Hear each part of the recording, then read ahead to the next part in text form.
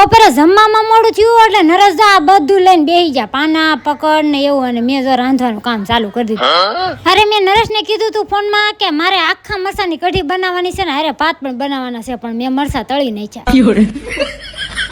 મરસા તળાય નો તળાય પણ મરસા ઉડે કેટલા, બધાને દમ ચડાવી દીધા. નરેશ કે ઘડીક હેઠા ઉતારી લે. જમીન બહાર નીકળી તા તો ઝરમરિયો ચાલુ થઈ ગયો, બધા કપડા લેવા પડ્યા. હા હુકવાના બહુ દખ થાય છે. નરેશ કે અરે એક નંબર જોરદાર લોકેશન, ઠંડુ ઠંડુ વાતાવરણ, હું નાઈ લઉં. મેં કીધું કાંઈ નાવાનું છે નહીં, કારખાને વ્યા જાવ નકર શેઠનો ફોન આવશે. તા વરસાદ કે મારું કામ.